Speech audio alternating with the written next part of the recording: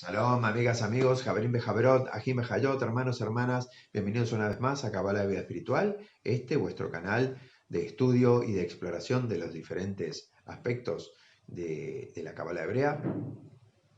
Como siempre, un placer recibiros, vuestro compañero del camino, Joseph, tratando de traeros quizás no la Kabbalah que os guste, pero muy probablemente la Kabbalah que necesitáis.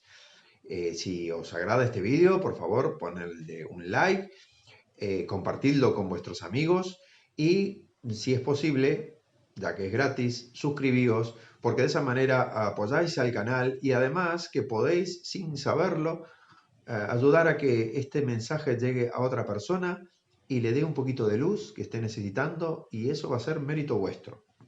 Así que desde ya, muchísimas gracias. Bien, a raíz de los últimos acontecimientos en el mundo cabalístico, por decirlo de alguna forma, no sé si es que existe el mundo cabalístico, ¿no? Yo lo que creo que existe otra cosa. Pero bien, eh, en el que una persona que era considerada una especie como de baluarte o de símbolo de la enseñanza cabalística de pronto se ha ido por otros caminos que no tienen nada que ver con nada, ¿no? Y eso ha causado gran conmoción por todas las características que esto reviste. No voy a dar más detalles, ya muchos de vosotros sabéis de qué estoy hablando. No quiero extenderme en eso, no me corresponde tampoco. Pero sí me han llovido las preguntas sobre cómo puede ser que un maestro caiga de esa manera, o que un maestro, y un maestro para aquí y un maestro para allá, ¿no?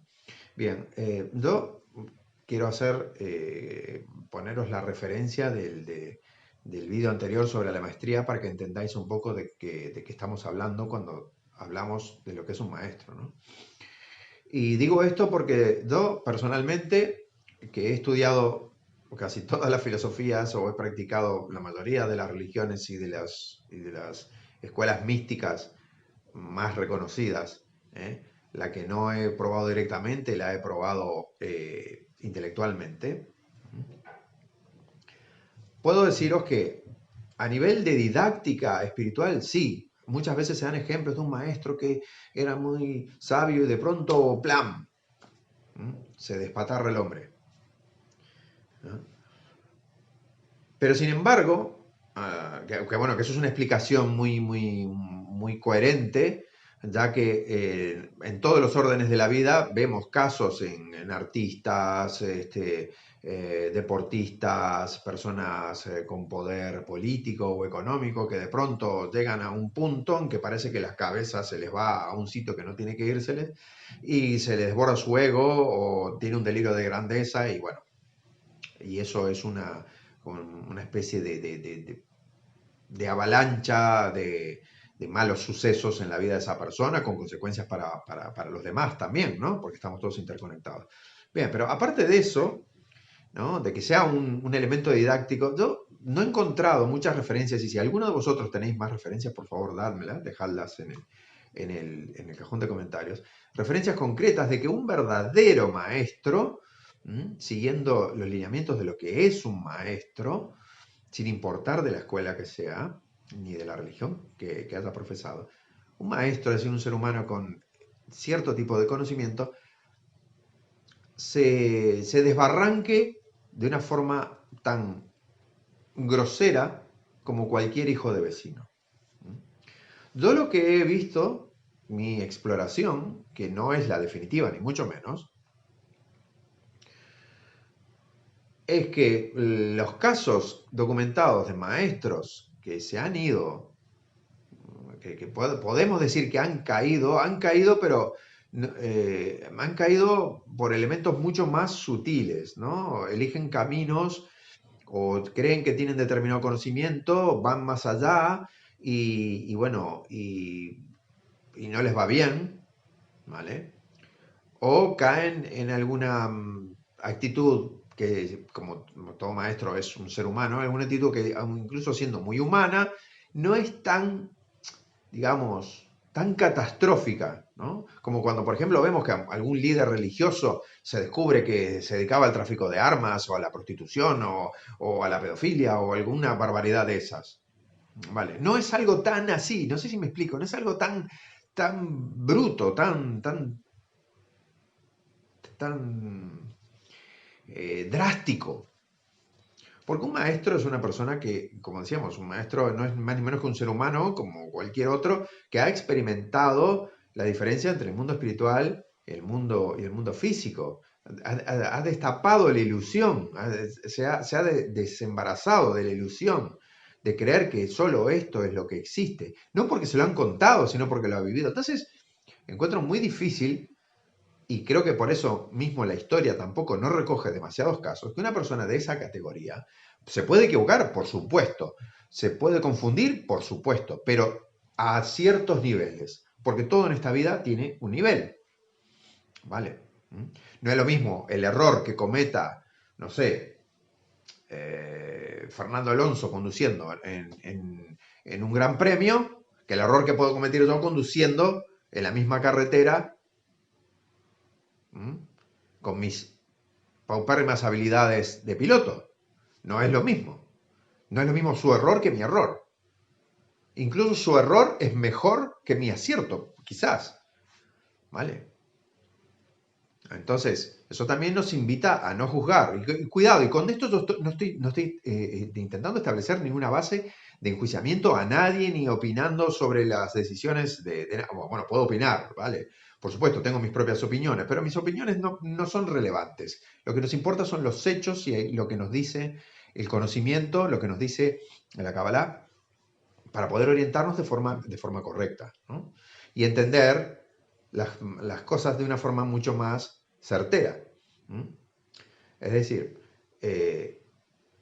nosotros tenemos que ser lo suficientemente humildes para darnos cuenta de que cualquier persona está sujeta a una equivocación y a una desviación del camino espiritual. Por eso las almas, por eso decimos siempre que las almas que están encarnadas se pueden considerar valientes porque el progreso que ha conseguido lo puede perder. Porque cada vez que el alma viene, aprende desde cero todo de nuevo y va recuperando lo que traía de atrás. Pero siempre se tiene que comer el castañazo de aprender a caminar, a leer, a escribir, a soportar a sus padres, a sus compañeros del cole, crecer, enamorarse, desenamorarse, tener decepciones, tener que trabajar, sufrir enfermedades. Entonces, se entiende que el camino es muy duro y siempre se comete mucho riesgo. De hecho, nos dicen algunos maestros que cuando el alma está ya, tiene un cierto nivel aceptable, le recomiendan, no, mira, sí, podrías mejorar, pero de pronto pierdes más que lo que ganas, entonces mejor no encarnes otra vez. Claro que estamos hablando de un nivelazo, ¿eh? No os aceleréis, ¿de acuerdo? Eso es mucho nivel. Entonces, ¿qué pasa? Muchas veces cuando yo veo lo que me dicen que un maestro ha caído, ¿no?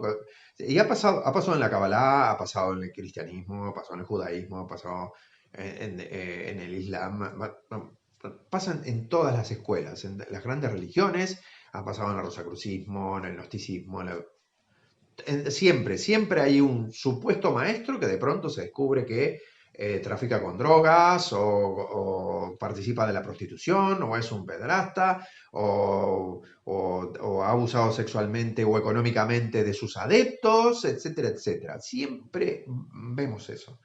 Pero cuando uno analiza concretamente, uno se da cuenta, y uno tiene que ser honesto y darse cuenta que esa persona en realidad no era un maestro. A nosotros nos había vendido la imagen de maestro. Nosotros quisimos comprar, porque estamos deseosos de comprar un maestro.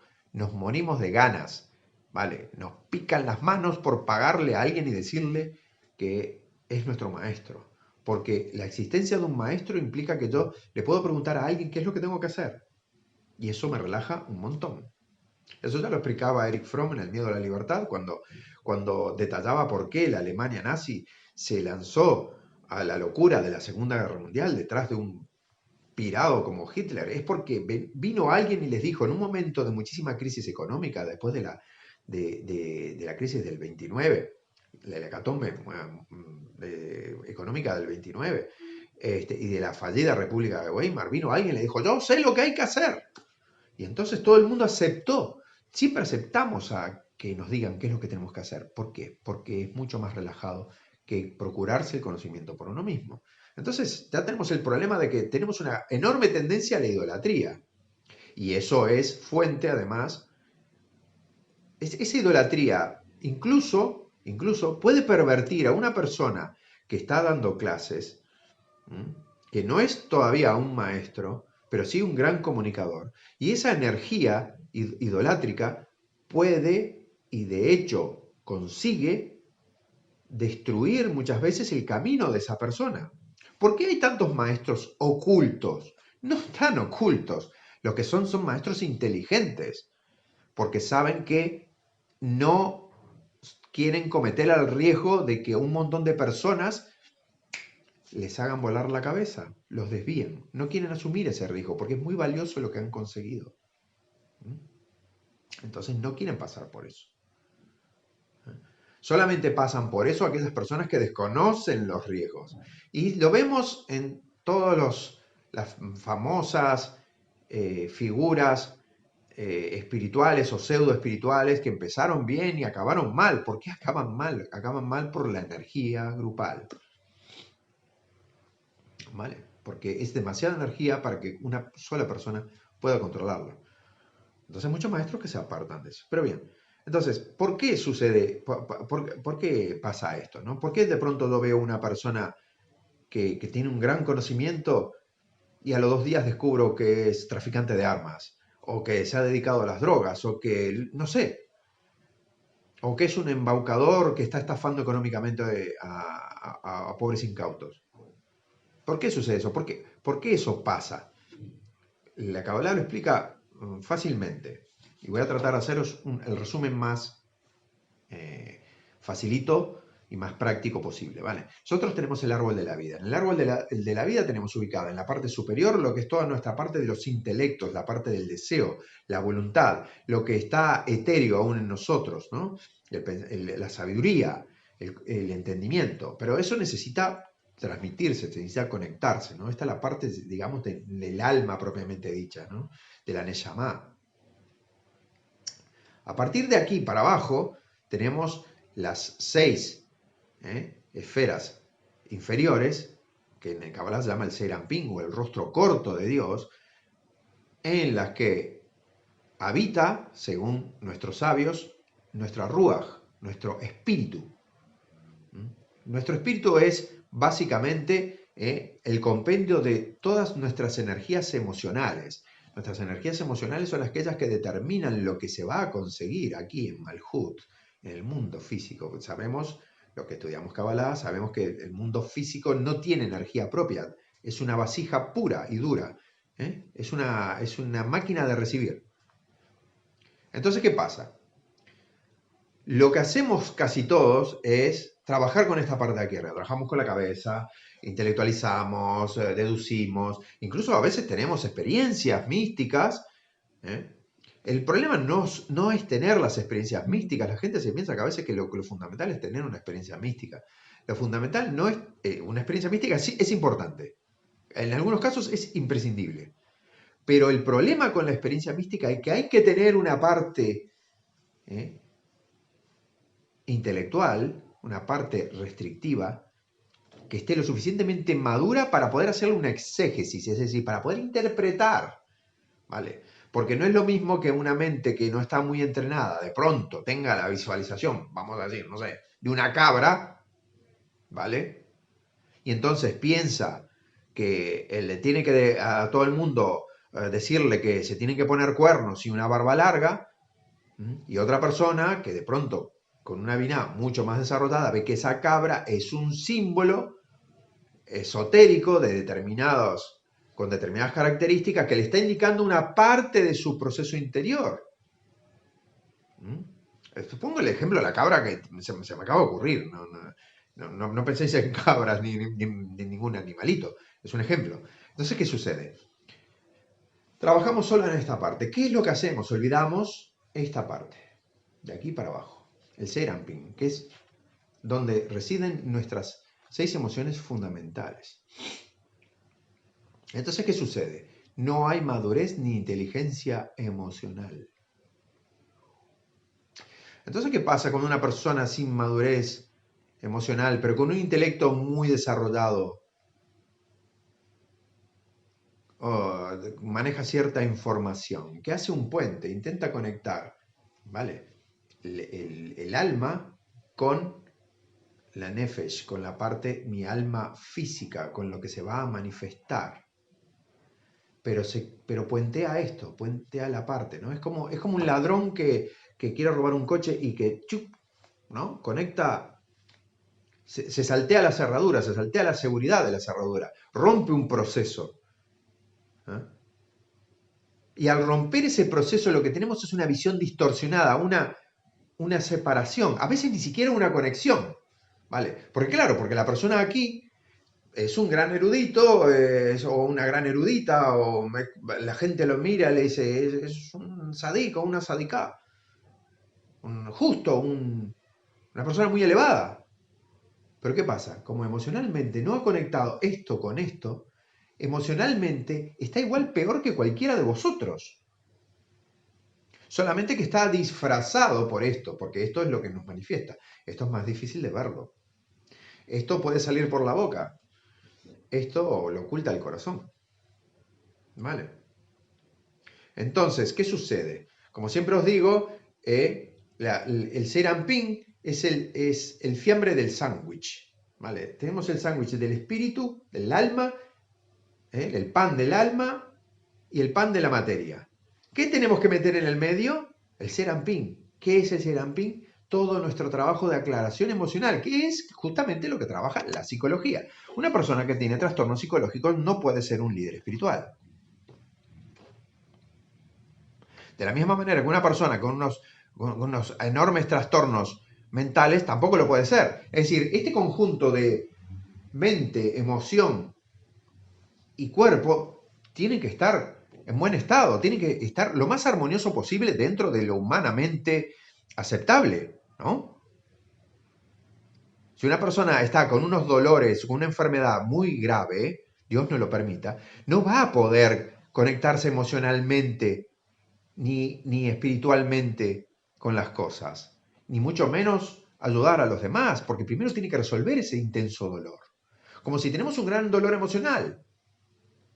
Entonces, si una persona no está aclarada emocionalmente, va a coger todos esos conocimientos y los va a hacer descender de una forma totalmente absurda. Y es ahí cuando nosotros nos encontramos con el problema de los maestros que caen. No son maestros que caen. El 99% son personas que revelan su distorsión interior, revelan su trastorno espiritual, su desconexión entre lo emocional, lo mental y lo físico. Espero haberos aportado algo. Shalom Ubrajot para todos. Se os quiere mucho.